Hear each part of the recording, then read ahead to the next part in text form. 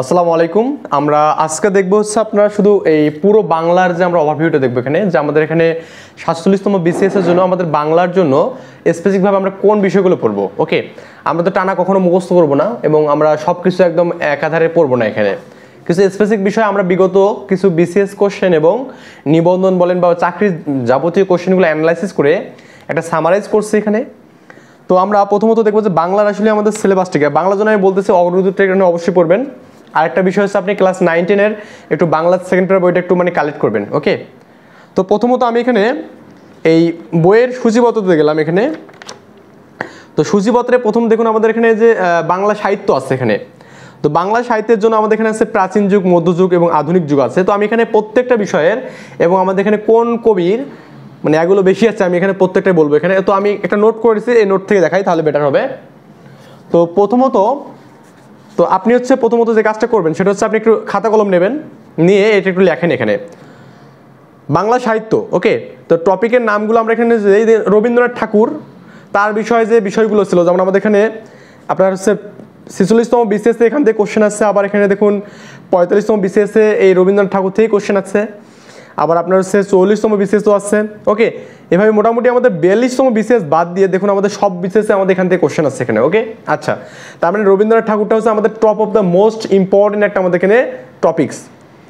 এরপরে আপনি যদি আসেন এখানে যে কাজী নজরুল ইসলাম, তো এখান থেকেও মোটামুটি অনেক কোশ্চেন হয়েছে।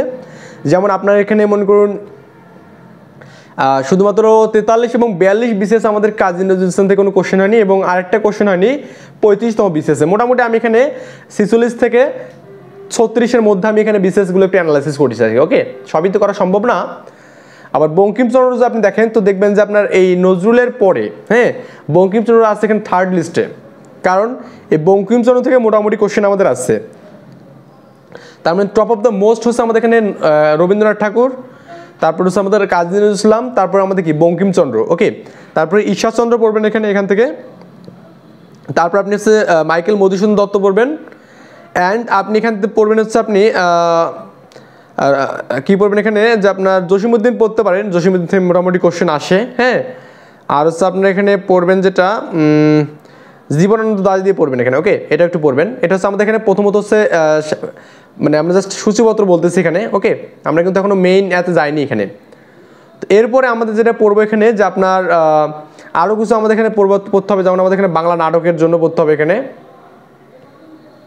বাংলা উপন্যাসের জন্য, বাংলা উপন্যাস যেগুলো আমাদের আছে এখানে, এই উপন্যাসগুলো থেকে মোটামুটি আমাদের কোশ্চেন আসছে, কিন্তু 44 এবং 43 বিসিএসে শুধু আমি কোশ্চেন দেখতেছি, আছাড়া কিন্তু কোশ্চেন পাচ্ছি না এখানে। এরপরে আপনার এখানে গ্রন্থ এবং চরিত্র, এই গ্রন্থ এবং চরিত্র থেকে মোটামুটি কোশ্চেন আছে আপনার এখানে 45 এবং 44 বিসিএস আছে কোশ্চেন, এবং 42তম বিসিএসে আমাদের কোশ্চেন আছে এখান থেকে। আবার উক্তি বা কবিতার কথা, এই উক্তি বা কবিতার কথা থেকে আমাদের কোশ্চেন আছে আপনার কি 45তম বিসিএসে কোশ্চেন আছে 2টা, 44-এ 3টা আছে, এবং আমাদের এখানে দেখুন 43-এ আমাদের একটা কোশ্চেন আছে এখান থেকে। এবং এছাড়াও আমাদের আরও কোশ্চেন আছে, হয়তো বা আরও আগে আরও কিছু কোশ্চেন আসছে এখান থেকে। আচ্ছা, ও এখানে আমাদের আরেকটা বিষয় আছে, 40-এ আছে 3টা কোশ্চেন আছে উক্তি বা কথা থেকে এখানে। তারপরে আপনার এখানে উপন্যাস বললাম এখানে। তো এরপরে আপনার হচ্ছে বাংলা গদ্যর বিকাশ, তারপর এখানে ফোর্ট উইলিয়াম, তারপর হচ্ছে শ্রীরামপুর মিশন এখানে। হ্যাঁ, তারপর হচ্ছে হিন্দু কলেজ, এই বিষয়গুলো একটু ভালো করে একটু নজরদারির মধ্যে রাখবেন। আচ্ছা, তো এরপরে আপনার এখানে পরের স্টেপে যাবেন এখানে যে আপনার এই প্রাচীন যুগ থেকে আমরা 3টা কোশ্চেন পাচ্ছি বিসিএসে, আপনার এখানে 46তম এবং হচ্ছে 45তম, এবং আমাদের এখানে 42তম এতে চর্যাপদ। এই চর্যাপদে ভেরি ভেরি ইম্পর্টেন্ট, আমাদের এখানে চর্যাপদটা খুবই ইম্পর্টেন্ট, চর্যাপদটা একটু ভালো করে পড়বেন এখানে। ওকে, প্রাচীন যুগের মধ্যে চর্যাপদটা খুব বেশি ইম্পর্টেন্ট। হ্যাঁ, তো এখান থেকে আমাদের 46-এ কোশ্চেন আসছে, আবার এখানে দেখুন 43-এ কোশ্চেন আসছে, 41-এ কোশ্চেন আসছে, তারপরে কি 40-এ কোশ্চেন আসছে, তারপরে আপনার এখানে 38-এ কোশ্চেন আসছে, এবং আপনার এখানে কত আছে 38-এ কোশ্চেন আছে, এবং 37-এও কোশ্চেন আসছে এখান থেকে। আবার মধ্যযুগটা একটু ভালো করে পড়বেন, মধ্যযুগ থেকে আমাদের এখানে দেখুন 46তম বিসিএসে 3টা কোশ্চেন আসছে মধ্যযুগ থেকে। তারপরে আপনার এখানে 44তম কোশ্চেন 4টে কোশ্চেন আছে, এবং 45তম বিসিএসে 5টা কোশ্চেন আছে, খুব ইম্পর্টেন্ট, মধ্যযুগটা ভালো করে পড়বেন। এবং আমাদের 42তম বিসিএসে আমাদের কোশ্চেন পাইছি আমরা এখানে। শ্রীকৃষ্ণ কীর্তন, এটা অবশ্যই আমাদের এখানে চর্যাপদ পড়তে গেলে আপনি শ্রীকৃষ্ণ কীর্তন অবশ্যই পড়বেন এখান থেকে। ওকে, আচ্ছা, এটা পারবেন। তারপরে আপনার এখানে যেটা পড়বেন এখানে যে এখান থেকে আরেকটা বিষয় আছে এখানে আরাকান রাজসভার বাংলা সাহিত্য, এখানে এটা একটু ভালো করে দেখবেন এখানে। ওকে, এইটা আমাদের ইম্পর্টেন্ট। আচ্ছা, তারপরে ভাষা আন্দোলন, মুক্তিযুদ্ধ এবং পত্র পত্রিকা বিষয়ে আমাদের যে বিষয়গুলো আসবে, যেমন আমাদের এখানে ভাষা আন্দোলন গ্রন্থভিত্তিক যে গ্রন্থগুলো আছে এখানে এগুলো আমাদের পড়তে হবে। বিশেষ করে আমাদের এখানে মুক্তিযুদ্ধ ভিত্তিক যে আমাদের চলচ্চিত্রগুলো আছে বা গ্রন্থগুলো আছে এগুলো আমাদের মোস্ট অফ দ্য ইম্পর্টেন্ট। তো মুক্তিযুদ্ধ ভিত্তিক আমাদের যে গ্রন্থ এবং চলচ্চিত্র আছে এখান থেকে আমাদের দেখুন শুধুমাত্র 46 এবং 45 বিশেষ বাদ দিয়ে সব বিশেষে কোশ্চেন আছে, এবং আপনার এখানে 36তম বিশেষে 2টা কোশ্চেন আছে। কোথায় থেকে? মুক্তিযুদ্ধ ভিত্তিক এগুলো থেকে। পত্র পত্রিকা, এই পত্র পত্রিকা থেকে আমাদের শুধু এই 45 এবং 46 কোনো কোশ্চেন হয়নি, আদারওয়াইজ কিন্তু সব জাতীয় কোশ্চেন আসছে এখান থেকে। ওকে, তো আই থিঙ্ক আমরা এটাও বুঝতে পারছি। এখানে এই হচ্ছে আমাদের বাংলার আর কি সামারি ছিল। তো এরপরে আমি আরেকটা বিষয় বলবো যে আপনার এখানে বাংলার সমাস বা আপনি এখানে যদি এগুলো দেখেন এখানে যে আপনার সমাস বা আপনার হচ্ছে মানে ব্যাকরণিক বিষয়গুলো যদি দেখেন এখানে, তো ব্যাকরণিক বিষয়গুলো আমি যদি দেখাতে চাই তাহলে ব্যাকরণিক বিষয়গুলো হচ্ছে আপনি এখান থেকে একটু দেখাই দিই।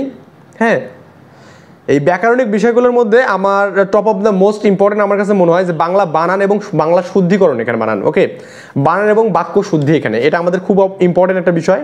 হ্যাঁ, এখানে দেখুন আমাদের বাংলা বানান এবং আমাদের বাক্য শুদ্ধি এখান থেকে আমাদের সব বিশেষে কোশ্চেন আসছে, শুধুমাত্র 36-এ কোনো কোশ্চেন হয়নি। তাছাড়া মোটামুটি সব জায়গাতে 2টা 1টা করে আমাদের কোশ্চেন কিন্তু আসছে এখানে প্রত্যেকবারেই। এরপর আমাদের এখানে আছে যে আপনার পরিভাষা, পরিভাষা থেকে প্রত্যেকবারে কোশ্চেন আসছে। পরিভাষা থেকে শুধুমাত্র 41তম বিশেষে কোনো কোশ্চেন হয়নি, এটা পড়বেন। সমার্থক শব্দ এখানে আমাদের মোটামুটি পড়বেন এটা, কারণ সমার্থক শব্দ আমাদের এখানে 43 থেকে 41-এর মধ্যে কোনো কোশ্চেন হয়নি এখান থেকে। তারপরে হচ্ছে ধ্বনি, এই বিপরীত শব্দ এবং ধ্বনি, বিপরীত শব্দ পড়বেন মোটামুটি, ধ্বনি অবশ্যই পড়তে হবে আমাদের। ধ্বনি মাস্ট বি ইম্পর্টেন্ট, শব্দ মাস্ট বি ইম্পর্টেন্ট, কারণ শব্দ থেকে প্রত্যেক বিশেষে কোশ্চেন আসছে। ওকে, তো প্রত্যয় মাস্ট বি ইম্পর্টেন্ট, এখান থেকে আমাদের প্রত্যেক বিশেষে কোশ্চেন আছে। সমাস মাস্ট বি ইম্পর্টেন্ট, প্রত্যেক বিশেষে কোশ্চেন আসছে। তারপর হচ্ছে আপনার এখানে কারক বিভক্তি মোটামুটি, কিন্তু অত বেশি না। বাগধারা অবশ্যই পড়তে হবে। বাগধারা শুধু আপনি এখানে ওই 19-এর যে বইটা আছে না, এই বইটা পড়লেই কভার করলেই হবে, বা আপনি অগ্রদূত বই, এই বইয়ের যে আমাদের এখানে বাগধারাগুলো আছে এগুলো আপনি পড়তে পারেন। ওকে, এটা আপনার কাছে মানে যেটা স্যাটিসফ্যাকশন আসবে সেটা আর কি পড়বেন। এরপরে আপনাকে যেটা বলবো সেটা হচ্ছে আপনি পদ পড়ার দরকার নেই, পদ পড়তে হবে না। বাক্য পড়বেন বললাম, এখানে সন্ধি সমাস এগুলো পড়বেন অবশ্যই। হ্যাঁ, বর্ণ পড়তে হবে, বর্ণ। এরপর আপনি এখানে নত্যবিধান সত্যবিধান পড়বেন না। হ্যাঁ, এটা অল্প পড়বেন আর কি। এক কথায় প্রকাশগুলো আমাদের বেশি পড়তে হবে এখানে। ওকে, তারপর হচ্ছে আমাদের আর এখানে আমি কিছু দেখতে চাই, কারক বিভক্তিটা পড়বেন মোটামুটি। ওকে, এই টপিকসগুলো মোটামুটি পড়লে আমাদের কিন্তু এই বাংলা থেকেও কিন্তু হবে। আশা করি বিষয়গুলো বুঝতে পেরেছেন। আমি যেটা লাস্ট কথা বলবো সেটা হচ্ছে বাংলার প্রিপারেশনটা আপনি নিতে যান। আমি এই চ্যানেলটাতে বাংলার সব গ্রামেটিক্যাল বিষয়গুলো শেখাচ্ছি ইনশাল্লাহ, এবং এই 3 মাসের মধ্যে আমাদের কুরবানি ঈদের মধ্যে ইনশাল্লাহ আমি ট্রাই করব বাংলার যে আমাদের এখানে এই বইটা যে আছে এখানে, এবং কমপ্লিটলি যে আমার সিলেবাসটা আমি কমপ্লিট করার ট্রাই করব। আমার পাশে থাকবেন ইনশাল্লাহ। আমরা একসাথে সবাই মিলে যদি পড়ি তাহলে আমাদের কাছে কোনো কিছুই হার্ড মনে হবে না। ওকে, আল্লাহ হাফেজ।